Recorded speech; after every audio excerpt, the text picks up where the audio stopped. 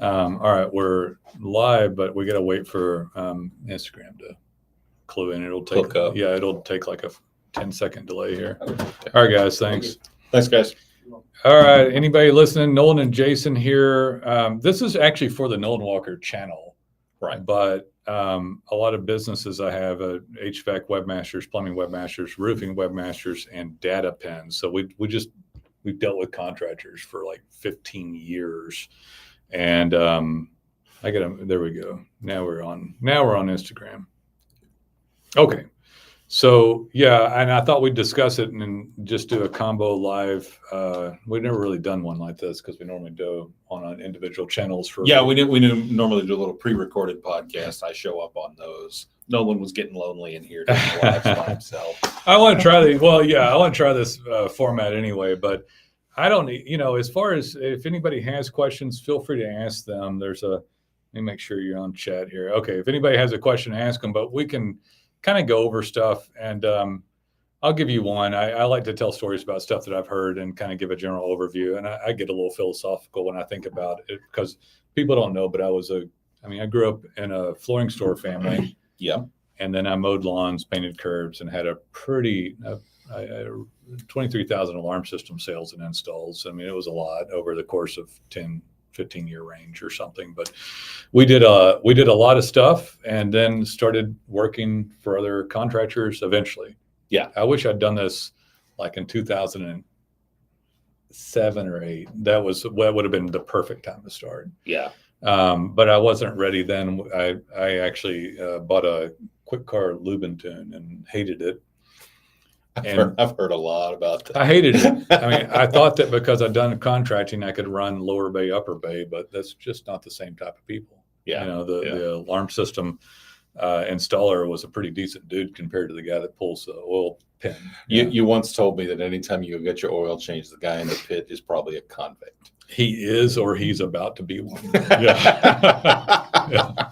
So I had one that wasn't one time, but he was on his way. He was on his way. Yeah. So, but I was running that quick car Lubentune, and I'd done. I'd bought that back in the day, like 2009 or something, for like 1.8 million. I believe I was on an SBA loan, and I'm like, God, I can't stand this. And I'm like, well, I know a lot about marketing and stuff. So we actually started the marketing.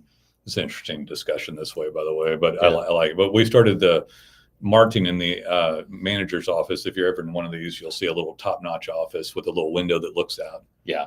Always smelled like crap. And it's a miserable little place. It's a pretty miserable office to have, but it was very motivational having that, not wanting to do it. And then so we started marketing actually I started marketing repair for the quick car. Yeah. Yeah. The whole company started doing for other auto shops. Did, yeah. So right now, I ended up not liking working for auto shops, but we had a bunch of them at one time. We still have a few, and I don't mind the ones that we have left. But I didn't. I mean, that is not a slam against auto. No, shops. They're fine. It was. I think it was mostly because auto shops. There was another company that had wrapped up the auto shop marketing through point of sale. Point of sale takes all their business and integrates it together. And the auto shop owner, since it's a retail destination, doesn't really think like they should about outreach of marketing on like nuance of keywords on Google and Bing. Right. They should have. Yeah. I had a guy one time drive from Plano to Fort Worth to get a clutch worked on a Porsche because I had a page about it. And he just assumed we were the only one optimized for it. So he drove across the Metroplex. So the point, I got the bad clutch in a Porsche. Jeez. I got tons of business and we doubled the repair revenue. And I was like, I'm gone. And it's like, they're like, you're leaving. This is now sellable. Let me rephrase that. I doubled the net revenue. Nice. We increased, but if anybody owns an oil change place or, they want repair revenue. I mean, you want billable hours. Yeah. So it was fantastic, but that client didn't understand how valuable it was because they were retail enough to get some business, but they didn't realize they could have driven in tons more business. Yeah. They were relying on the drive people in their immediate neighborhood seeing their sign and, I need my oil change, I'll pull in. Yeah. It's still that way today. And any independent auto shop owner could blow up, but none of them think about it. So it's just like, I'm tired of working with them. So we ended up working with plumbers, roofers, HVAC, and they're not retail driven. So it's a totally different thing. Home services, which is what I grew up doing. My brother's still in flooring business.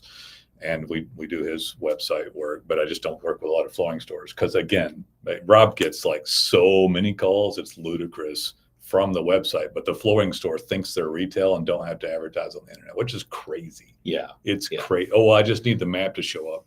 Well, doesn't Rob have like the mobile showroom thing? He does. So he does. Yeah. Supposedly my stepfather was the one that invented that back in the day. I know you don't like crediting. Yeah. I don't know why. I don't know why you brought that up. So, that old bastard.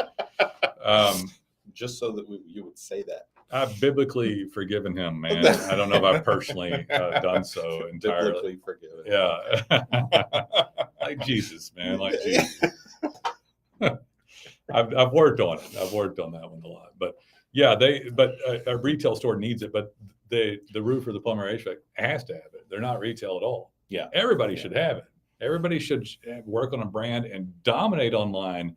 But, when I said I got philosophical about it, I like talking about someone's understanding of marketing. It drives me insane. I mean, so I started that home security company. It was crazy. It was crazy how much we got. And it was back then, it was before organic optimization. And I used to get the same thing all the time from people. I don't know if I've ever told you this part of it, but we had 3 T1s. If anybody's old enough, that's like 21 lines, I think, or something. So we would blast call the entire DFW Metroplex. And if I could get on a metro line. Yeah, you had the old-fashioned robocall tape machines, right? Yeah, there was a Simpsons episode where it got up and ran away. You ever seen that one? Oh, yeah. It got legs and ran away. Oh, happy dude. Yeah, Homer was like, send me $5 to make me happy or something. And he was making some money. But yeah, I had the old tape cassettes. It was actually called a CBC Scutch, CBC 9000 from Scutch Electronics. I remember that one. And then we got into wind leads and wind dialer. I can't remember all the names. And it was a Dialogic board that went into the long slot. Yeah. And in the computers. And eventually that went into VoIP. And when it got in too much, federal government came in and said, hey, we're going to make this illegal, except for political purposes and nonprofit. So they kept their own stuff. They kept their own stuff. Yeah. So yeah, when you get slammed on texting for marketing from political purposes and they get you every day, you can't really do anything about it anyway at all because it's your government doing it to you. Yeah. So and they spoof the number, so it comes from a different number. Yeah, you have to constantly they come in and play the whole game and just rake everybody with spam texting. Yeah. But technically they could spam dial. They must not. There must be some reports that it must not work or something. Well, so nobody answers their phone anymore. Nobody answers your phone. Or nobody young. Back then we ended up, so that happened and it went into no calls. That was 2004. And at that time we had blast called the Metroplex. At this point in time, it's hard to remember. I think I made at least 25,000 calls per day. Jesus. So we would call and it was the mic call. I'd make 25,000 calls a day. I just think it's interesting to talk about marketing with people though. Yeah. And I would leave about 5,000 to 10,000 messages. And it sounded like back then people didn't know it wasn't real.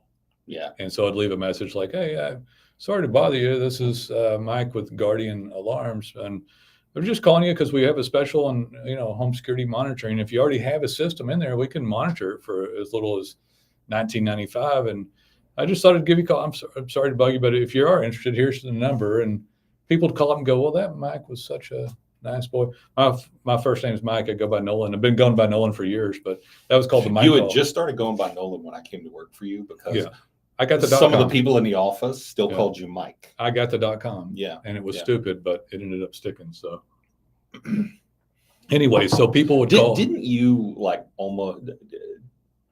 did you actually invent the monitoring takeover? Or did you just do it bigger than other people had done it before? The monitoring takeover. The security monitoring. We did, well, the story was that Brinks Home Security had tried no salespeople a few years before I had done it.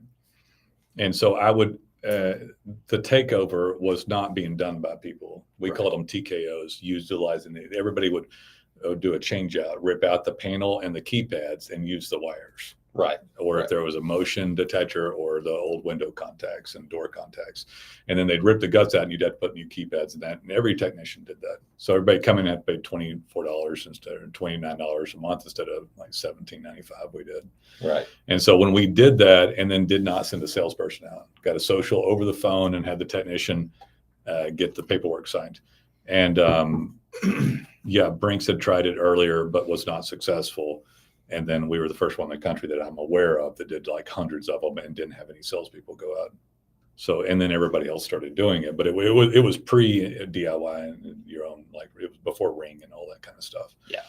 But before hardware. But yeah, it was interesting. And yes, there was a couple things we did pioneered. Takeovers. We got a list of takeovers of manuals, and then we had one of the largest manual archives in the nation. And GuardianAlarms.net at the time was third to only ADT Brinks and then us nationally. And we had massive amounts of traffic coming to the website to get the PDFs. Yeah. So, but back when the idea of organic optimization wasn't really on anybody's radar. Yeah. People were just beginning to talk about it. Any questions, guys, by the way, you can interrupt us and ask a question if anybody has some. But yeah, just talking about marketing, a lot of marketing here that we've been through over the years. And so when I stopped doing dialing of people, which by the way, you know what everybody would always say, because I'd like to debunk some stuff. If you got a question, just throw it in there. Yeah. So everybody would always say, well, I never respond to these things. And I was like, what's that? Well, a message on the machine, but you sounded so nice. And I mean, half of all people would say that. And then we sold hundreds per month and made millions. Way back then we were making like over $1 million a year net off of it. And it was fabulous. Yeah. But everybody would say they never respond to them. And right now, when I talk to people, they act like, well, they don't understand what marketing is. So if a retail thinks they don't need it, they think they don't need it, but they could have doubled their business. Yeah. I literally doubled the net of that on auto repair because people came in and searched online, didn't found more than just the map. Now, if you're talking with a contractor, a home service, HVAC plumbers, roofers, et cetera, they have to have something online. So that was the difference in why we pivoted that direction. It's like that person, that company understood that has to be that way. And so the biggest problem that we grapple with still to this day is somebody finds better marketing. And unfortunately in this business, they get messed around all the time. Yeah. But they find better marketing and they actually, they're happy about it, but they still have to keep their head screwed on straight. What's happening right now? What's happening is that your digital brand is being consumed by algorithms on Google, Bing, or AI. And that is literally everything that could be consumed is being consumed by the algorithm. Right. So you have a ABC Plumbing. They see everything. They know everything. ABC Plumbing has a site up, and most of the time these guys have a site up and it's stagnant, just sits there. They get a few reviews and then they wonder why. Yeah. Why doesn't it work? I talked to a plumber the other day, and just really behind. Some people just want a lead, or I just need some leads. Well, of course you need leads, but leads come from digital brands. Yeah. And they come because the algorithms trust the branded signaling coming in. Yeah, we've talked about it before on the podcast. Is that there is so much confusion about where a lead comes from. Right. I mean, it's probably the biggest hurdle we face. Yeah, the frustration of understanding. I want to bring some history into it because it's been a lifetime of leads. When I was a kid, I used to drop. I remember being really worn out. We didn't have any money. My brother and I were mowing lawns together for a little bit. And we were pretty scared, so we go to Copy Center. I don't even know if Kinko's was around way back then. But we copied stuff and we went and put them in mailboxes.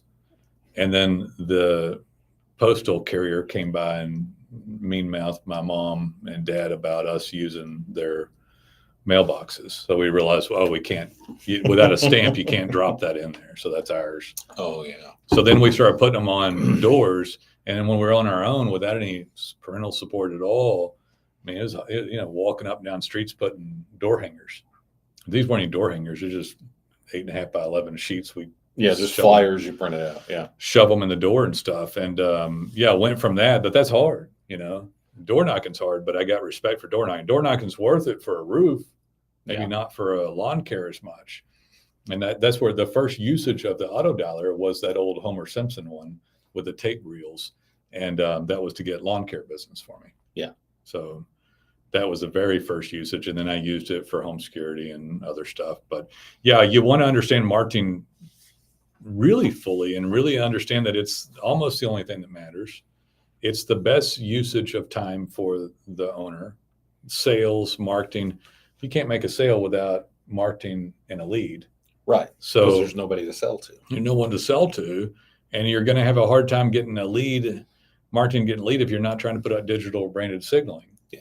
And The whole thing is you need to work on your digital brand to generate the leads yourself rather than acquiring them from somebody else. who worked on a digital brand to generate leads Yeah, for you. that's why the people that you try to buy leads from, that's how they got them. They got them by doing the thing we're trying to tell you to do. Right. So yeah, so when people go up and do this stuff, and again, if you got any questions, I'm Nolen. This is Jason. This is for the Nolen Walker channel, but I've got several companies that do a lot of contracting stuff. So work with contractors all the time: roofing webmasters, plumbing webmasters, HVAC webmasters. We have a proprietary piece of software called datapens, datapens.com. But if you got questions, ask them. I just thought I'd do a different type of discussion here for contractors. On Nolen Walker, I'll answer any business questions, good stuff, bad stuff, Beard care. yeah, over, just expenses, overhead, marketing. We got a lot of knowledge in marketing, obviously. An average contractor needs to start with basics of digital. I just talked to a guy out in the car before I walked in, and he was asking me about telemarketers and direct mail. And he really didn't know. He was in a rural area in Pennsylvania. And it doesn't bother me anymore when I hear it, but I'm like, okay, well, those are one human calling a human. And we charge a little bit for our services, but we're less expensive than most others, and they don't have data pins. But that's going to cost more because one person's dialing a phone. Yeah. Or if you had to put out, you're having to pay for that human labor every single day, every call. Or the postcards, or you send out 5,000 of them, and it's very expensive. I said, now we have a ton of overhead in here and human resources and people working, but it's once we get you out there, it lowers the cost and the rate of return on investment's better. And then you have Google and everything else, and print and radio and billboards and telemarketing and calling people is very old school stuff. Yeah. Auto dialing was fine, but until it wasn't. Until it became illegal. Yeah. It was midterm elections, and George W. Yeah. took it as a little podium. Oh, I'm getting rid of this for you guys, but we kept it for ourselves. I was pretty pissed about the time because I was kind of supportive at the time, But that kind of rocked my world. In 2005, we had to get into organic, and it was before really paid ads cost anything, and before local worked. We were talking about it. We recorded a podcast yesterday. We were talking about the paid ads, and you were talking about them being a nickel or a dime or whatever. And the first time someone came up to you, one of your people came up to you and said, "Well, I think we're going to have to go to $1," and you were like, "By God, you $1 clicks for home security." They had gone way back then. By 2008, they were like $25, $50 range. Yeah, it was one of the best things at the time because you could sell that monitoring paper. But anyway, so as time's gone on, guys, that what you have to dial in digitally, stuff like we're doing right now, it goes into the ether. It gets digested by AI sentient algorithmic programs, basically, or becoming AI sentient algorithmic programs. So Google's algorithm, ChatGPT's algorithm, Bing's algorithm. And ones that we probably don't even and know little about. also rans that we've never heard of, but really just feed into the other ones. And just to make it clear, when we're talking about things like billboards, direct mail, whatever, we're not just hating on it, and we're not just talking out of our butts about it either, because this is stuff that we've done in some cases recently. When did we try direct mail? 5 years ago? 4 years ago? I guess it was 5 years ago. I had the old RENA 2020. I had the old RENA imaging system in there. We had still knew how to bulk and tray and go down to the bulk mail center. And I thought I'd go out to some clients for doing their digital marketing. But I mean, the truth is 5 years ago, a lot of our clients were much further behind on their understanding of marketing than they are today. And I thought a piece of direct mail might help. And we had Yeah. read that there was a little resurgence of direct mail, and we will try anything. Yeah. And so we said, okay, let's dust off this machine. We had to get like special software upgrades to even get the damn thing to work because it was ancient. We sent out thousands. We printed 10,000 Was it 10,000 postcards. Yeah. And we, in the office, ran them through this machine, got a mailing list, printed them all out, took them to the bulk mailing center, did 2 or 3 trips to the bulk mailing center, got not one phone. Not one. I think I might have gotten one. I mean, it was crazy. Okay, not one sale. Maybe a handful of phone calls. Maybe like a call came in from like a retirement center. Or Yeah, something. It was like somebody called in like, hello, like Grandpa Simpson called in. Like, I got this piece of paper in the mail. Said you could help me, and it's like, oh God. I remember going to we don't go to conferences either.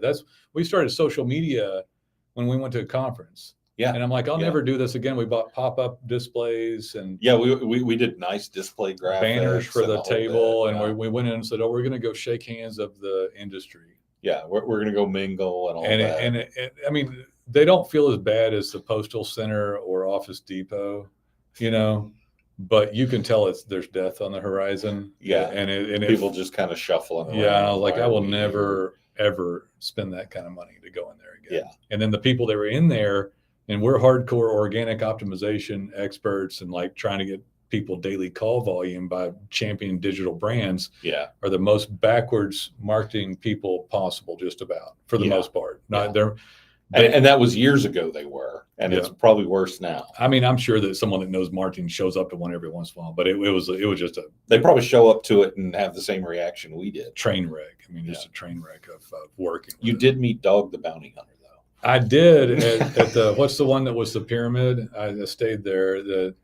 In Luxor in Vegas. The Luxor. Yeah. I met Dog, and Beth was still alive, and I got a photo with Dog. And we've got that somewhere. I do have it still. My kids don't know. Nobody knows what it is anymore. But it was interesting. That was one that was we used to do bail, but then and bail got. Google obliterated bail. Bail was really similar. Well, America obliterated bail. Well, that too. Legislation obliterated bail. I still, don't get me started, man. It's like those people were useful, man. They were running down people for their court dates and stuff. They're the ones that called on the bounty. Now people just, oh yeah, I'll be back. I'll show up. Bounce. Yeah. So, but the bail agents were great, and I liked working with them. We still have a couple, but most of the jurisdictions have made it not profitable for the bail agent. So the bail would get a bail and then be able to go collect bounty and have money off of it. Now they just let people go cash basis, or just, I don't know what they call it, just catch and release. Yeah. I mean, some states have outright outlawed cash bail. Yeah. Like there's no making bail. Yeah. But anyway, that was a good one, but it was similar because they had a business and people didn't usually walk up to them. People searched them. Yeah. So it was a similar concept. Like we're great at getting people to come to a map or recognize a brand or keywords for pages of content and things that show up, data pins, and then people search it and then come find them. They still need, our average client still needs a website and traditional stuff. Let me talk about traditional, the if you don't mind, the traditional basis of what a contractor needs digitally before other stuff, so they're not confused, because there is a base foundation like website SEO. Oh, okay. What you have to and I'm going to grab something real quick, and I'll be just like back. Just 1 second. I want to see something. To get yourself started, the basic thing you need a couple things to get going. Your absolute minimum is you have to do your Google business profile. Now, you can also do business profiles on Bing. You can actually do business profiles for Apple Maps. A lot of people don't even know that. But if you don't do an Apple Maps profile, Apple will pull from Yelp for information for its map application. So if you're on Yelp or set up for Apple Maps, you're covered there. But Apple Maps is important just because, half of all phones. Bing is still, we still take care of it because it's still out there, and maybe someday Microsoft will make it blow up, but Google's still it's still the big show.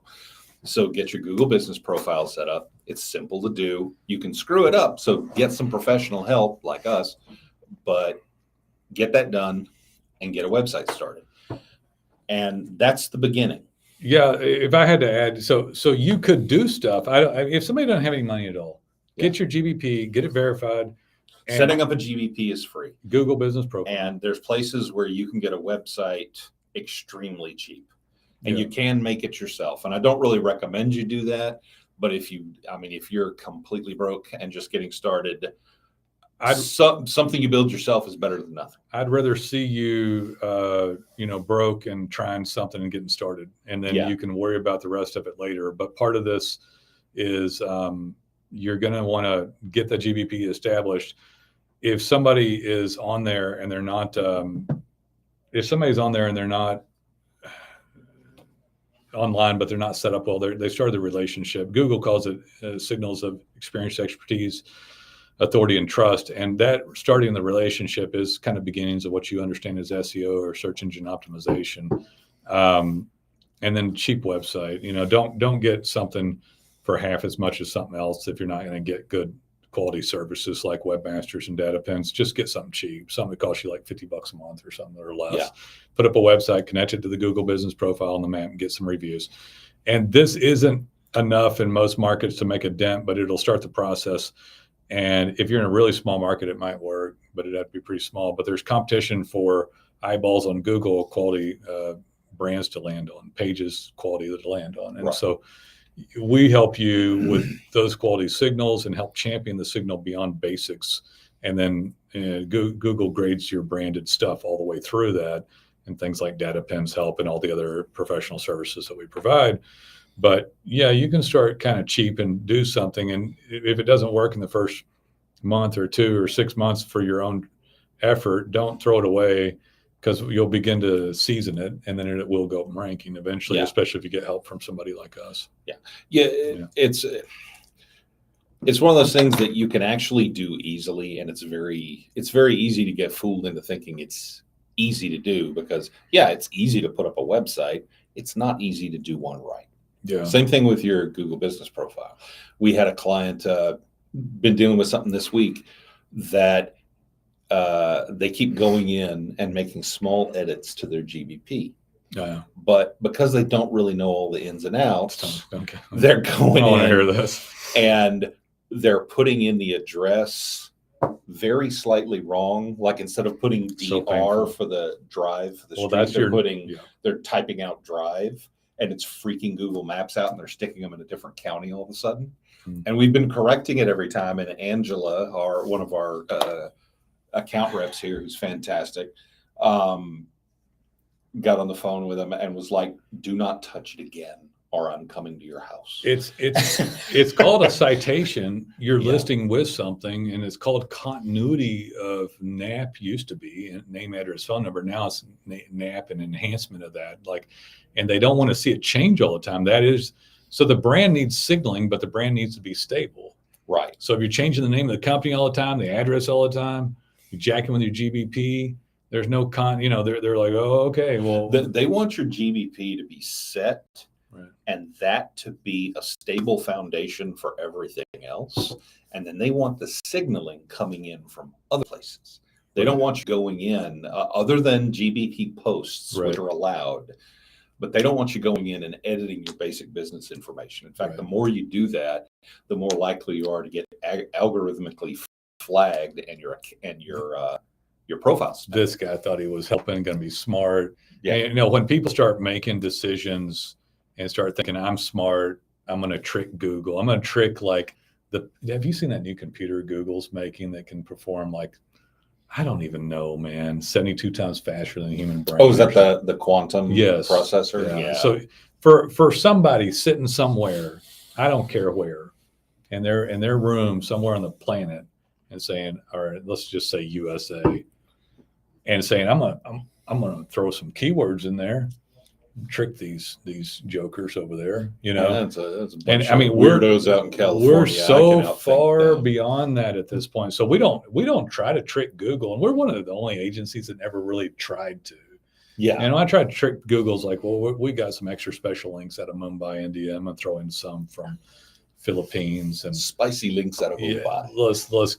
let's go, and then I'm gonna get I got somebody in the office. They're gonna slam in AI blogs, and I mean you're gonna get penalized, taken down. I mean all kinds of stuff. I just talking to a guy the other day that just paid for his site, and the first time he said, "Well, I just paid for this thing." I said, "I'm sorry, you got 1,600 pages with county and city pages." Oh my God. Old school spam that stopped working 3-4 years ago at least. Yeah. If If you had come to us 5 years ago, we might have done that.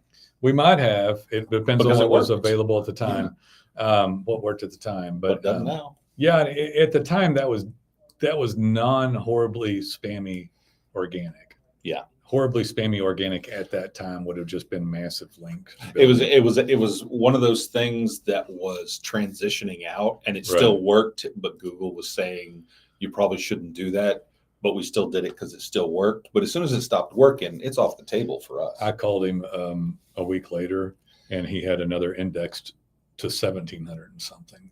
So it was still pulling. And so I'm just telling you, like you take care of a brand, and you follow rules that the people that let you in the door for free let you in the door for. I mean, Google doesn't charge you anything. I have people get mad and they'll say, well, by God, they better take this review down. This guy's phony. And the guy had remember this guy? 55 one-star reviews, gets one. It was a roofer who had knocked on the door. You mean 55 5-star reviews? 5-star. Yeah. I'm sorry. 55 5-star reviews. The guy was knocked on the door of a neighbor. And I don't know if the neighbor was mad because a shingle fell and mashed his pansies or something or what, Yeah. but he knocked on the door and the guy got mouthy with him. And this roofer got mouthy with this guy and told him off. Well, And the neighbor was not his customer. not his customer. He Yeah. goes on and gives a 1-star review because he got told off by this dude who's slinging shingles in his yard instead of being nice about it. And he calls us and acts all mad about it. And you remember what I told him? Yeah. And because I was kind of tired of hearing it. And I'm like, Because this is a call we get every once in a while. this It's wasn't like, a client. I hate Google. Get me off of there. This was the guy, get this off of here. Yeah. By God, get it off. And I said, I got an idea for you. I got the perfect, because I was just tired of it. It's just guy going. Oh, that's right. This was a potential client. Potential So, client. yeah. And I said, I got an idea. I said, just rip your shit down. Just take it down. Delete your Google Delete business your profile, Google account. Take down that And he's like, website. and he paused, and I said, he was like, and I said, well, what's wrong with that? And he's like, well, I make millions with them. I said, oh, okay. I said, so the company that doesn't charge you a dime to go on there, that created the largest thing that's ever existed for small business to show up, and in your words, makes millions for you. You want to sue the crap out of them, figure out how to get a hold of them, because they don't pay for people to get on the phone with you to air your grievance with 1 out of 55 reviews. That's my favorite when they say they're going to sue. Yeah. And it's like, you're going to take on the $1 billion company Yeah. It's like, with come on. your cousin Vinny Come on. lawyer. I mean, if you had cousin Vinny's lawyer, maybe. But If Marissa Tomei showed up back in the day. yeah, Marissa Tomei and Joe Pesci showed up. You're gold. Go for it. But otherwise, I'm so into. Let's go. Let's go. That'd be Let's fun. do it. Let's go. We're winning. March in with Joe Pesci, knock some heads. Our Yeah. lawyer just throws up his hands. Well, we're Hey, done. I'll take care of that neighbor. Yeah. He beat up. No, you don't need him for the neighbor. You need Ray Liotta. There you go. Yeah, remember when he took care of the neighbor? Yeah, Goodfellas. He's like, that guy? Yeah, that guy. He pistol whipped that guy. I forgot what he did. They were catcalling his to-be wife. Yeah. He walked across the, there you go. He'd take care of that roof and neighbor in a second. But anyway, so, yeah, I mean, By the way, do not violently go after your neighbors. Oh, come on. We're not advocating that. I don't know, Jason. Depends on what state you're in. But now if somebody comes up to you in your own home in Texas, so Well, yeah. that's different. Stand your ground. It's castle law, man. Yep. He mean-mouthed me. Bloodied him up a little bit. I'm like, yeah, he deserved it. All right. So, yeah, as far as the Google stuff is concerned, just to kind of go off on it a little bit more, you don't have to love them, or you can have whatever thought you have about them, but they really do have this massive platform. Most of you don't understand it. or you dominate and be up there. The more I get in, I mean, I've done marketing my whole life, and the more I take advantage of everything out there and just kind of throw the gloves off and go, like anybody could dominate on Google if they wanted to. Anybody could go up there and have a heyday, but they have preconceived notions. They have all this stuff, hating Google or having a narrative of why your competitor's up there, but you're not. And it's like, well, they're a bigger roofer, plumber, HVAC, and they're just up there. They must spend a fortune. They've been around forever. And Joe Buckwald got that. His grandpa got it going, and now he's just riding coattails of SEO success or whatever it is, you know. Oh, and by the way, if Joe Buckwald's grandpa got him up there and he's riding coattails of SEO success, you might be using that as an excuse, but that's actually an opportunity. Because if he's writing old SEO success, he's probably not doing it correctly now. And if you come in and do it right, you could take that spot. Everybody, 99% of people in your market are riding old SEO success. In fact, Yeah, Google's especially right now with all the changes in the past year. Especially right now, it's an analogy I use, but you know, we're still turning the corner. My first car was a 72 Cadillac with a 454. I would sweat when I drive it because the gas gauge would go. I could watch it go down, and it would just. But I would barely drive around. But it was a boat, man. If I hit a dip too hard, it just bottom out for a minute and like a second or two and skid, and then it'd pop back up. But it was a cool car. But when I turned the corner, it just seemed like it took forever. But once I turned the corner, I could go, you know. Yeah. But it couldn't turn the corner well. It took a while. But we're turning that corner slow right now. And you guys out there with spam or old school spam, Google's not going to just take everybody down because somebody's got to be up there. And when Jason says there's room to get up there, I'm telling you that most of these websites are trashed compared to what Google wants out of the helpful content update and what's a helpful website for somebody searching for a contractor. And you can get in there now and you can do very well because they want clean sites. They don't need no content to be clear. They need signaling and content. It's just signaling out of Mumbai, India with bad links and putting in either AI content or human content just because someone decided to keep writing is a bad user experience. I don't want, this guy had like 1,000 or 1,200 city pages, hundreds of blogs from the beginning. So 1,700 pages of pure trash, horrible signaling, almost no other digital algorithmic signaling for the brand coming in. Just a massive trash up pages, hundreds of pages of trash. So what he should have put up, you want to know what he should have? Because the guy was lamenting, he was like, oh, I'm going to lose. I said, you're going to lose a massive ball of trash. And he had already been in business. This was a new website. I said, this is so new that you're not penalized yet. And I said, you may not believe me, the operative word, but you're going to go down in ranking because if somebody, Google knows that if they send somebody to your website, they're going to happen upon a massive ball of trash. Yeah. So you could have a 1,700 page website with data pins like this is a job, that's a job. And I did, you know, I worked on a Brava barrel tire or a GFHC Timberline shingle roof replacement, or I worked on a front yard line leak or a D-scale 3-inch cast iron pipes or Renai Tanko's water heater, or we replaced a Linux air handler, Linux M30 Wi-Fi thermostat. And so you can talk about these things and that's phenomenal topics and content. But what's not great is a blog about one of those, you know, one of those things. A blog about 3 reasons why or this or that, or 3 reasons why Brava tile is better than some other tile. You want a city page, you do a data pin. The geo coordinate of the job was here. You have a page of content about what happened there. That can optimize, and that's relevant to whoever's searching for the Renai Tanko's water heater. Right. But if somebody talks about plumbing in 100 cities around them, it's trash. If it's just a city page. Now, if you have 5, 10, 15 city pages, maybe, but that's still not as good as a data pin. In fact, the data pin's pages out-optimize those internal pages by like 2 to 1. Yeah. I'll give you an example one. Fantastically. Yeah. And we're talking data pins pages that are maybe 2 sentences, 3 sentences. Let's talk about 20 words. 20, 50 words. Let's talk about a thermal polyethylene, like TPO roof. So you have a TPO roof that went in, and then either AI or a human wrote a page, 400 to 500 words. Let's just say I mean, shit, if it's AI, you can have a 5,000 word. Yeah, you can tell. Give me 5,000 words on Give TPO. me Done. So you let's just say you put a 400 word page, AI or human, doesn't matter.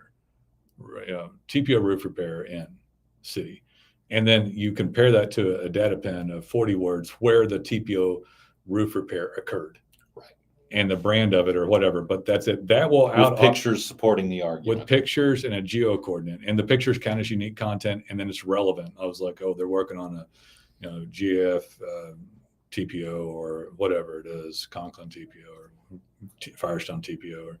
So they worked on that roof with a GPS coordinate that looked like a digital hand race. Like we did a job here that it's a red pin drop on a map, but the Google trapped in schema saying, we did this, please recognize. And by the way, this is a place we perform service. This is the service we perform. Yeah. Here, have a photo. Here's some photos, and they can tell the photos are unique. That's a very good user experience. They're much more likely to show the map, to put the page up in content, and you can do that, like I said, for an M30 Wi-Fi thermostat, for HVAC, or for a tankless Rinnai tankless water heater, or replacing an ice maker shutoff valve. And all of a sudden, you have this really relevant page of content. Right. And now this works. Optimization, you want the primary keywords. I always list these parts and things because half of all search is weird. Yeah. By weird, he means specific. Right. He means like specific parts, specific brands, just specific types of repair, specific parts of a house. Not everybody just goes in and says, I need a roofer. Right. Sometimes they say, I need a roofer who's done this specific type of, soffit repair, or, it can be damn near anything. Yeah. And guys, by the way, if you're on here and you want questions answered, ask us some questions. We're happy to answer anything. We are live doing some new stuff here. That's always wrong, but we're live. And if you got questions, let us know. Happy to answer anything. Wealth of knowledge on business around marketing. I'd answer questions about phone answering, how to handle that, overhead, what to buy first, the truck and the wrap, or the marketing. I mean, there's all kinds. That's an easy answer. It's an easy answer. How and where to put your location, where in the Metroplex to put your location, where will the phone ring the much, what's the most recognized location by Google, the one most likely to get accepted that they'll like. I mean, we could answer so many questions. How to handle a bad technician. I won't give you legal advice, but I'll give you my 2 cents on it. Yeah, none of this is legal advice. Yeah, probably some. I would actually also, what we were talking about, we were talking about that person coasting on old SEO, and it's an opportunity for someone to come along and take that spot. The reverse is also true. If you've got a website with 1,600 pages and a huge pile of blogs, and it's worked for years, and you've been on the top for a long time, and you're thinking, oh, my stuff's taken care of, I'm good. But then in the past, 6 months to a year, you've seen a little less traffic and you're not so sure anymore. What's going on? What that probably means is somebody in your market has started doing it the new way, what is now the correct way. And Google is shifting their focus over to that new person. Right. Someone is using that opportunity you've given them to take your spot. And you need to adjust your thinking and adjust the way you're doing it. Most of the time, I mean, things change anyway algorithmically. Yeah. Most of the contractors out there need to be ready to pivot and change, have a good professional services like HVAC, plumbing, roofing, webmasters, data pens. They need help from some guys, and they need to be open-minded, non-judgmental, and change as things go on. It's easy to just stop and get complacent, but you have to stop and think about that, because I'd say the primary function of the owner is to bring forth good marketing for the company, market to lead to a sale. Everything else is handled after that. Looks like one of somebody in the office here asking a question, but it's a good question, so we'll answer this one. Yeah. And it's a good category to ask it on, because I like this category. A lot of times in HVAC companies, so what's the best way to name your HVAC business?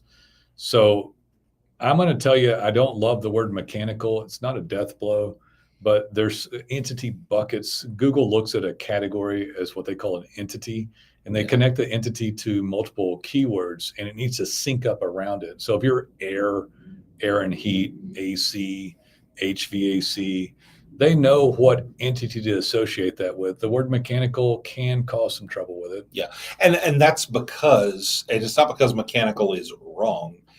It's because mechanical is not what all of these entities and their associations are based on what Google users search, Right. like what words they use to search for something. Will they find user intent met with the name? Will they have a good user experience? Will they understand? Yeah. So most people don't understand what mechanical means. Yeah. Most people, I'll be honest, before I came to work for you, the first time we had an HVAC guy come through that was mechanical services, I was like, what the hell is that? It's a very respectable term for the owners and the people working in the industry. But it's a misunderstood term. Yeah. And it's not something that 1 in 1,000 of your customers is ever going to use. Right. And so another one on HVAC that you want to, and I'll give a little bit more. We got a few more minutes here, but I'll give a little bit more. The word router. And it's not a deal killer again, but Google is synonymous on their keyword bucket with router with drain cleaning related. Also, Router has a strong brand association. It does. With like the Roto-Rooter brand. Yeah. So, and that may be why the entity bucket shrinks. Yeah. Because the consumer thinks that you don't do like whole house repiping or whatever it is. Trenchless. Yeah. So be careful of those two. I'll add one more to be careful of, and then I'll give examples of good ones. A keyword phrase. I'll always just use, we're out of Dallas, Fort Worth. We're in Fort Worth. So a keyword phrase like Dallas Roofing Company, Dallas Plumbing Company, Dallas HVAC Company, Dallas Heating and Air. Those are all DFW Heating and Cooling, something like that. Yeah, all of them would be just a phrase and not a brand. And a couple of reasons for this. It's hard to build a brand around a phrase a set of keywords that are all phrases. Generalized terms. Generalized terms. Yeah. Yeah. And so if Google, they see these generalized terms pop up everywhere, so they can't really attribute branded signaling to you very well. Right. And that now, if you own a business and you've been DFW Heating and Cooling for 40 years, you're probably okay if you're already established. But if you're starting something new, it's going to be very difficult for you to take almost impossible general term and make it your brand. You might LLC it if you've already messed this up. There's some ways around. There's some thoughts about it. I'd also go further. I'll add a fourth one, not to do. Check with the state. Check with the USPTO, U.S. Patent and Trademark Office. Make sure nobody's using that name already, especially within a radius around you. If somebody's using this name within 3 hours of you, not only may you get sued for intellectual property stuff and trademark, but Google's not going to know you from the other brand. I had a guy the other day, by the way, call with roofing, and I flat out just said, I won't take this job. He was something like STL Roofing Company in St. Louis. Roofing and construction or something. I don't remember it. I don't normally say the name of the company you talk to, but you'll never find him. So he had it up there, but there's like a dozen of them. So you'll never know who I was talking about, nor would Google.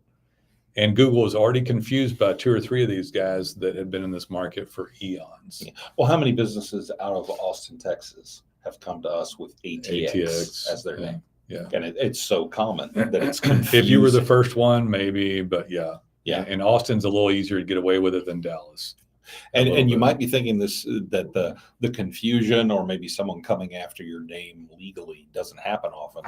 Nolen actually experienced this with his security company. He had Guardian Alarms, and there was another Guardian security Alarm company. and Guardian something else. And they were in a different state, and they decided to move into his market, and he got sued. And I think you told me once they'd had the name like barely longer than you, like something like some ridiculous. Well, they were worth like 100 times more and had it. Oh yeah, no, it was. They had trademarked a version of it before I was born.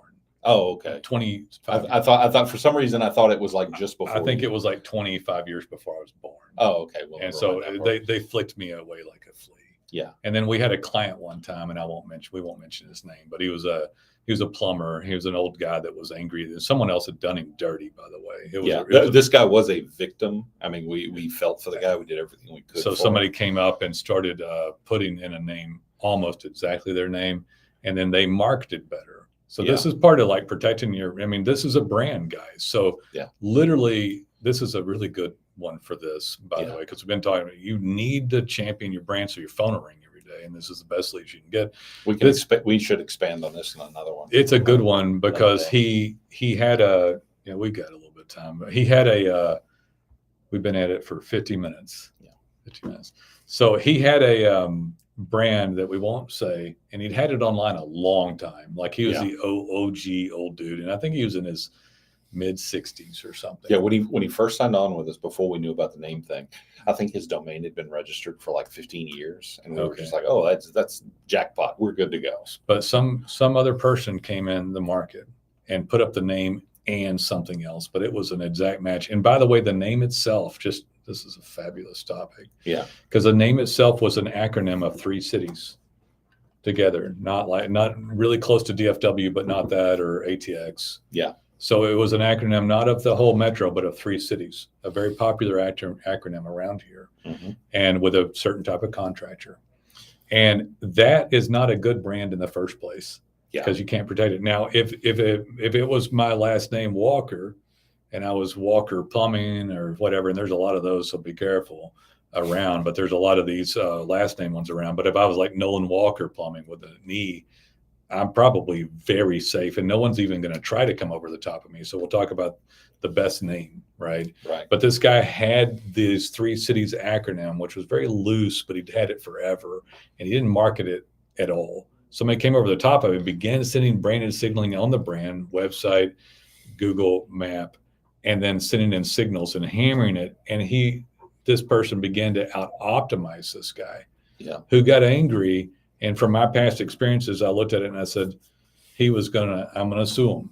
I'm going to sue him. And listen, I'm not suggesting that somebody should or shouldn't, but in this case, I said, hey, I want you to think twice, because he was very angry about it. And I said, I've been through this, and I don't know if you should go down this road. I would advise against it. You should probably create a new name, more unique. Or just keep the name and coexist at this point, because he didn't complain 5 years ago when it started, right?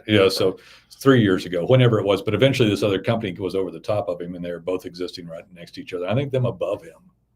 Now they came with us and got back above this other one, and started showing up for more stuff. But he wanted them gone at that point. We advised heavily against messing with it. He sued them and died. He sued them, and then the other company went absolutely scorched earth. They weren't willing to come to any kind of right. They weren't going to coexist. They went after him with everything they had, and he actually had a heart attack and passed. He was a great old guy too. But it had that company started a long time ago with his name, that would have never happened, right? Ever. And he would have had the best name. So I like last names for this. I'm sorry to tell that story is horrible. Yeah, it's a horrible story, but true. But it's a good example of what can happen. He'd have lived years longer, most likely. This man, but he was, and that other company came after them, guns blazing, and he literally had a heart attack.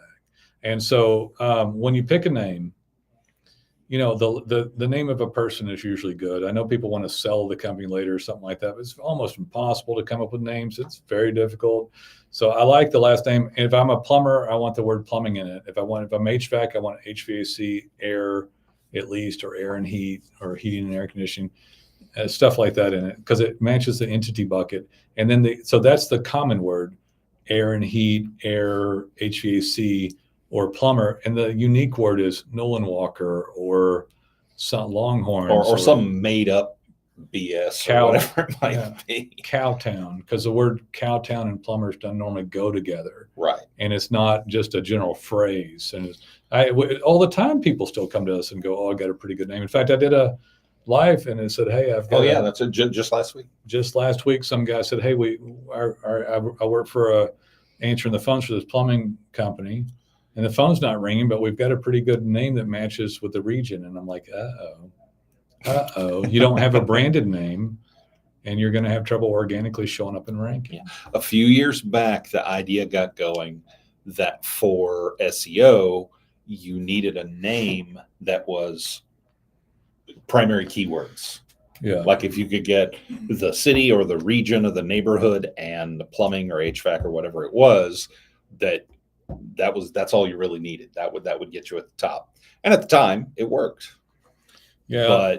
But once they moved from the simple keyword model to the entity map model, that everything changed. And then it became based on a brand. They need to understand the brand, trust and respect the brand. Right. And the brand needs to be a real brand name. And so you don't really used to, the phrase isn't bad, but search engine optimization as opposed to branded signaling. So you're signaling your brand instead of pushing out trash. I think I should have said this earlier, but when we're talking about the crazy amount of pages, 96.55% of pages written for Google are never viewed. If you want to know how much trash people send their way. Yeah. So again, I'll repeat, you need digital brand signaling and you need content, and when I say content, photos, pictures, reviews, signals coming in from a myriad of places. You need relevant content. But it needs to be relevant, and it needs to be a good user experience, and it needs to be helpful content. Right. And that is helpful content. So you can still have that 1,700 word page we were talking about earlier, but that better be data pins or something that can be digested by someone gleefully. Someone who's like, I like this content. Nobody really wants to read a page anymore, even though we still do base pages, but I think it's going to change eventually. Nobody wants to read a page about 400 words about Dallas toilet repair. Right. So we still have a base page, but then we tag that with data pins and validation points of those repairs within that category. Right. And then it legitimizes the service, not just gives 400 words of dribble to Google, whether it was written properly with a human or AI, it's nonsense dribble that no human wants to read. Or it's generalized information, like you're trying to write the Wikipedia article for toilet repair. Yeah, and you're not supposed to do that because it's already on Wikipedia, so nobody needs you to do that. We still do some, but we validate it because they require it. Yeah. But we validate But it's just the briefest. We provide this service. We don't then try to write 5,000 words on the proper way to repair a toilet or enhance the fundamental concept and history of toilet repair. Right. And then continual blog entries about it. Our clients get it and embellish the things around, let's say, water heaters. And they go, well, here's a Navian, here's a tankless. Right. Or here's thermostats, and here's an M30 Wi-Fi thermostat or this type. And then it starts to expand those keywords out in validation of the service in a way that people can not only Google's like, well, this is phenomenal. Yeah. But also that, that they can enhance other types of keyword searches, really go into every thermostat available. Right. And actually out optimize the manufacturers, because Google knows the user intent when they add the word repair, replace, install, contractor. Think, oh, this guy's not looking for Linux. They're looking for someone to repair Linux. Right. So therefore, they want a local service provider. Therefore, they want a local service provider. ABC, Air and Heat is where to send them to. They're the only guys that have a good page about this. Right. Guys, any questions before we kind of wrap up here? We're approaching an hour online. If you got any questions, ask them. And this is Nolen and Jason with HVAC Webmasters, Plumbing Webmasters, Roofing Webmasters. It's the discussion, but it's on the Nolen Walker channel. But we work with a lot of contractors, and I thought I'd do this with Jason because we work up here all the time helping contractors. Data Pens Map Ranking app. If anybody has a question, I'm happy to answer it. But we're going to come on here, and I'm personally committed to doing lives with the Nolen Walker brand and helping people. I love answering questions. I've had some kids come on, teenagers ask. Some of them were jacking with me, Jason, but some of them were serious. We had some serious ones. Yeah. What did someone say to you the other day? Give up on your hairline? Give up on my hairline. Well, I did. Yeah, Jason gave up. It's not. I'm not trying. Come on, man. My hairline is just what it is, bro. And by the way, don't be hating. Good luck in It'll happen. Good luck in today's toxic environment, holding onto your hairline, son.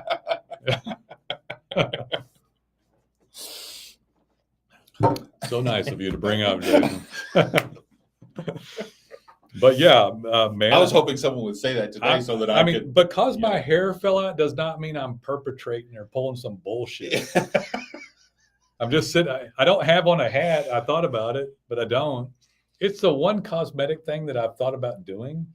But the reason I don't do them is because I'm a biohacker, not a beauty influencer. Right. I'm a 51-year-old guy that doesn't care as much. Right. But I'm on film all the time, and some little jackhole is like trolling me about my hairline. But yeah, I mean, it's easy to say when you're 17 and all your DHAT and follicles are in place because you have no testosterone.